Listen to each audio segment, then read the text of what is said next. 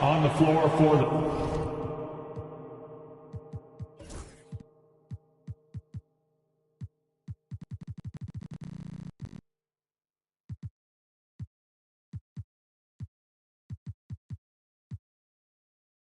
Visiting Atlanta.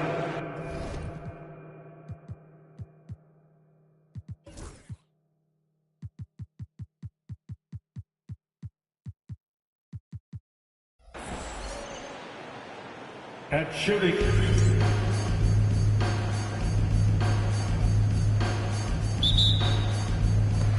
And it's going to be the Trailblazers off the tip.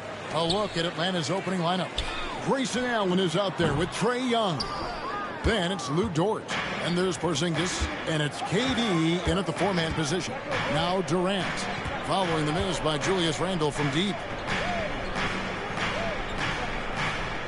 Young outside. KD sets the pick for Young. Here's the teardrop. It's rebounded by Towns. Pritchard passes to Dunn. Finds the bottom of the bucket from 13 feet out. And hitting the mid-range jumper here early gives the defense just another thing to think about. Yeah, he's got to be a little bit more on their radar after knocking down something like that. Now here's Durant, and he can certainly fill it up when they need him to. He's averaging almost 21 points a game. Drains it from beyond the arc. Well, with range extending out well beyond the arc, Durant has zero trouble knocking that one down. Time now to turn to our sideline reporter, David Aldridge. David. Chauncey Billups and I got a chance to talk for a bit. Now, I asked him about trying to slow down Trae Young, and Coach said you have to get the ball out of his hands. He can hurt you with the pass and with his shot. I'm not going to be surprised if you see them blitzing and doubling him a good portion of the game. Back to you. Thank you, David. Here's Young. Trailblazers knocking down the tray. Porzingis sets the pick for Young. Shot clock at 5. Trying to answer back, but that three is off the mark. On the way to CBA, introducing the second apron, limiting Shams what teams above the cap can do.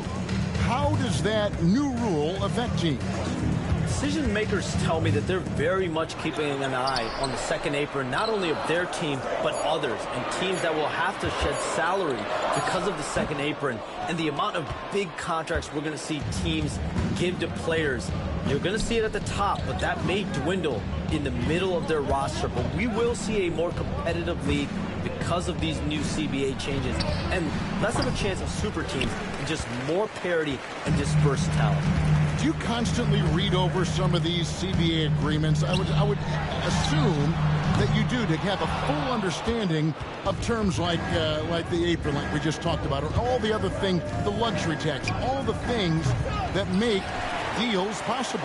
It's one thing to have luxury tax, it's a whole nother animal now to have the second apron. That certainly for teams that are deep in the second apron, that limits their ability to go make major trades, to be able to sign players for more than the minimum.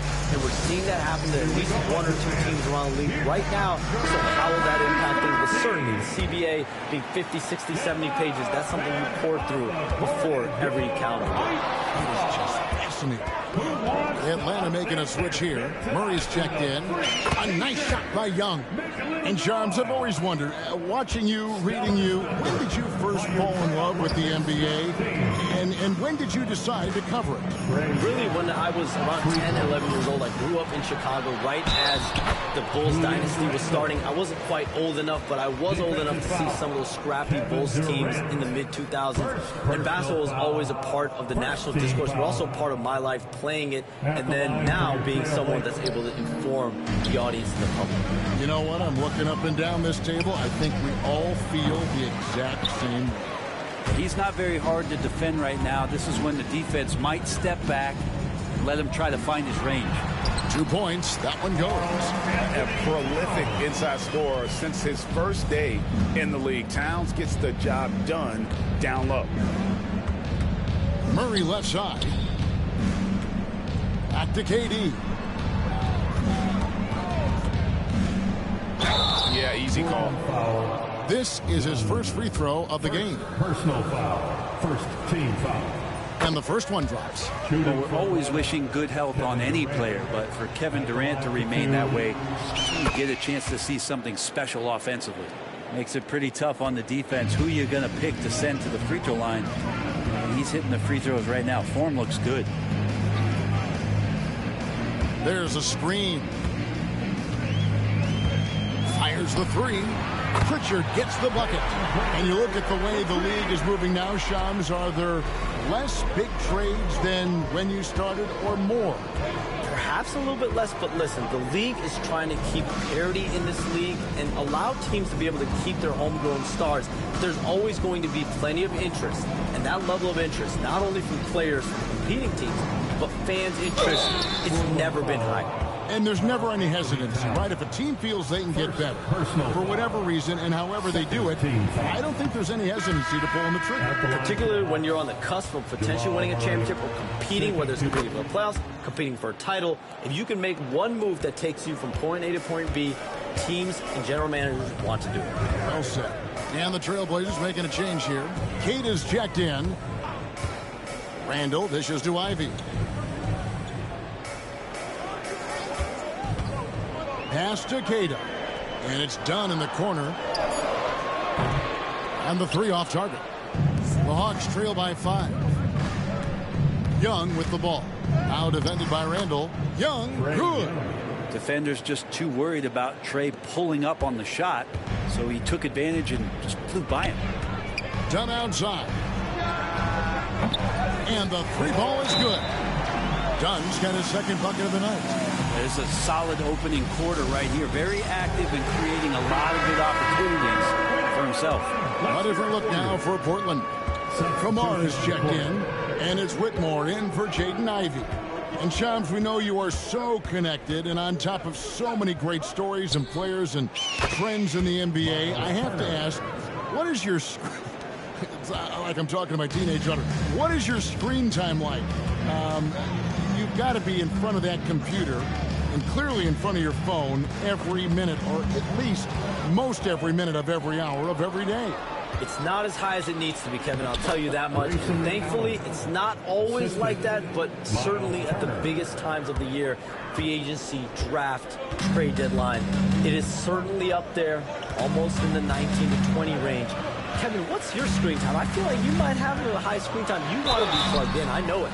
I take 2 months off in the summer, but for those 10 months, it's 7 days a week, a lot like you. But I know how much happens in the offseason. That's my interest in sitting next to you here courtside tonight, is that you're watching this game, but your mind is always thinking about this and that, and it never ends. Like, you must not get much sleep. You cannot get much sleep, right? My goodness. We do get sleep, but your offseason is my season, Kevin, and I want to make sure as we get this season going, I'm able to inform you. And you always do. You always do.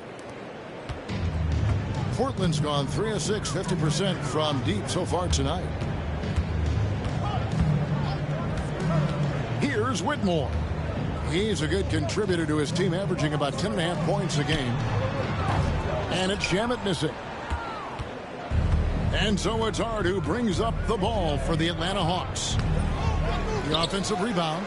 A fundamental footwork and boxing out there that allowed him to rip that ball right off the rim. And the basket by Kamara. The man was wide open there, and Julius Randle understood the timing to get him the ball to get that score. And so it's Atlanta with it. Trailblazers knocking down the tray. Shot clock and game clock separated by less than 6 seconds. And Holiday kicks to Hart. Out to Turner. Down to 5 on the shot clock. Washington sets the pick for Turner. They get it back. Outside Holiday. Shoots over Shamet. And he got that one up in time, but doesn't go in. Well, it's been a high-scoring competitive game through the first quarter of play. Trailblazers out in front. They lead by 3. From Portland, we're back in a moment.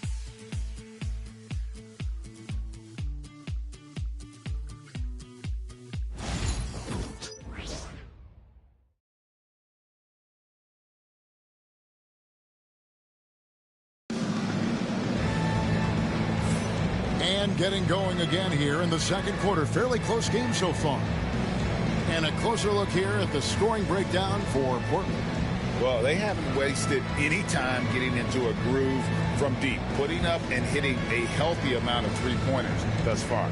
Yeah, I wonder if pace and playing fast is something that they're being encouraged to do, because right now they feel like the faster team. And we saw some players banged up down the stretch last season, Shams. I'm told that there was a focus on maybe allowing some more flexibility in physicality. It definitely upped the intensity some, and I think that's what the fans want. But there are going to be some trade-offs, and that includes free throw rates, that includes game time, and in the long haul, adding some more physicality and adding some more attention to detail defensively and allowing defenders to play more and defend more. That should be good for the game. Yeah, those were good trends, I would agree. They've got Patrick Williams.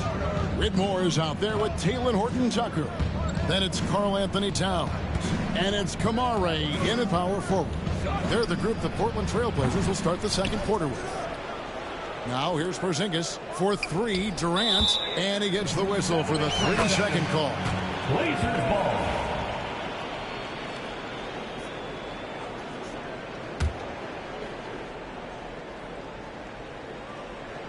Trailblazers leading by 5. Let's check in with our reporter, David Aldridge. Kevin, the Blazers are in the midst of a rebuild. Coach Chauncey Billups said it's been a tough couple of years. I'm just here every day grinding through it, helping my guys the best I can.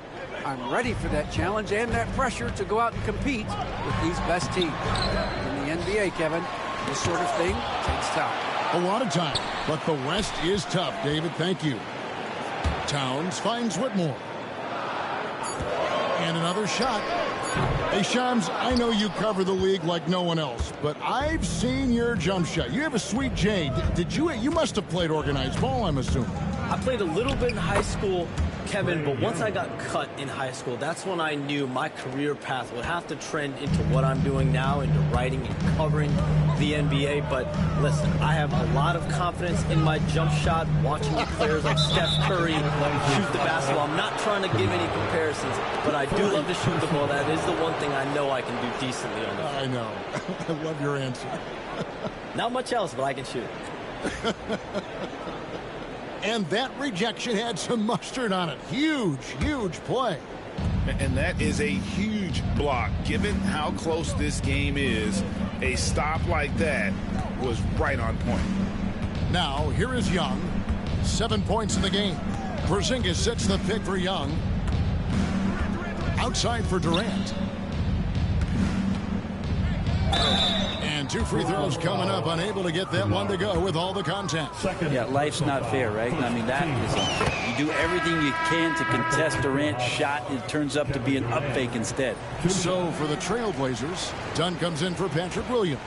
And it's Pritchard in for Talen Horton-Tucker. Here's Dunn. They get the rebound. Whitmore. A wrecking ball out there. Whitmore plays with power on the glass. Young looking around. Durant at the elbow. That shot wide open. KD's got 8 points. Shams, we know you grew up in Chicago. I'm assuming you grew up a Bulls fan. Who didn't? And you had to have a favorite player growing up with those terrific teams. I was a big-time fan of Bulls in general. Definitely someone for me was Kobe Bryant. That someone wasn't a Bulls player. We almost got him one year, but that was someone I grew up watching. Kevin, did you have a favorite team or player growing up? Well, I love Kobe. I called every season of LeBron and every season of Kobe Bryant. And Bryant actually did stuff for 2K. As you know, not too long ago, before his passing, we sat down for a couple hours. But I hate to rank them because Kobe, Jordan, and LeBron are all right there at the very, very top. Hard to beat Jordan, right? Very hard to beat Jordan. Obviously, the GOAT, the greatest of all time. Kobe, for me, watching growing up, that was the closest thing that I had. And the rejection by Towns. And great reach and determination from the big fella. This is why Towns gets so many blocks. Pass to Whitmore.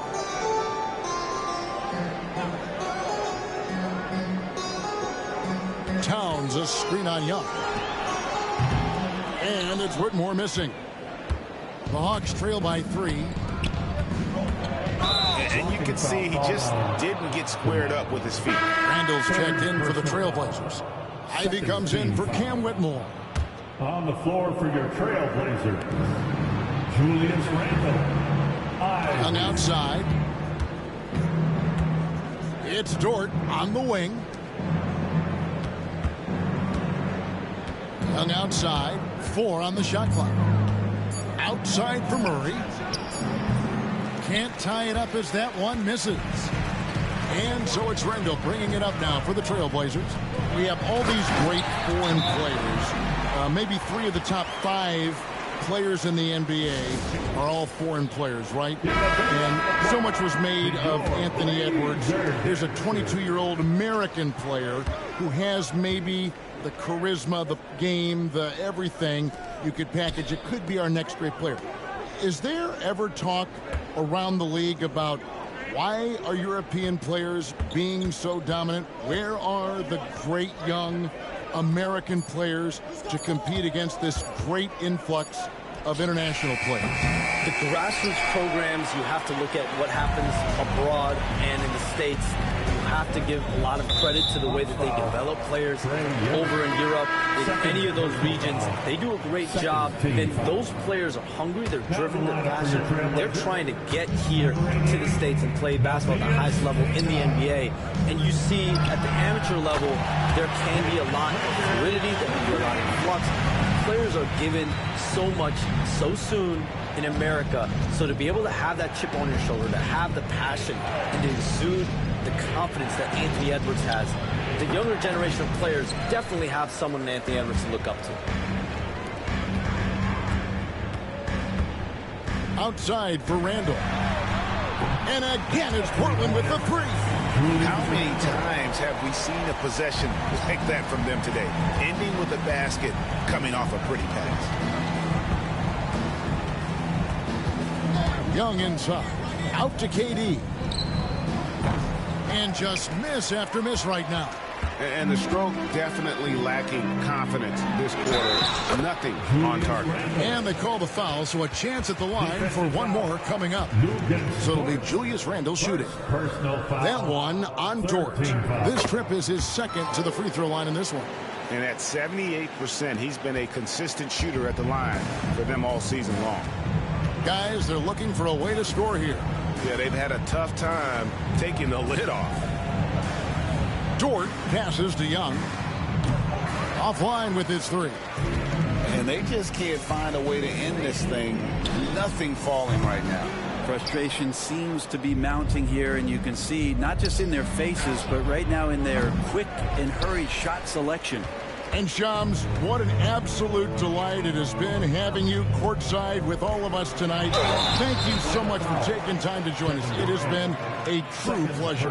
Thanks so much for the invite. I can't wait to do it again sometime. I'm honored. I'm privileged. Oh, we are going to hold you to that. Thank you again.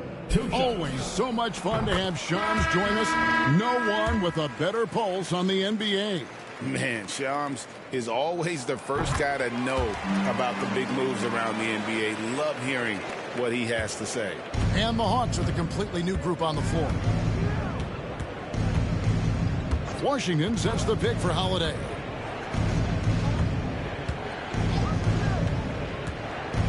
Will it go? Here's Turner, who's back up. Got a hand on it.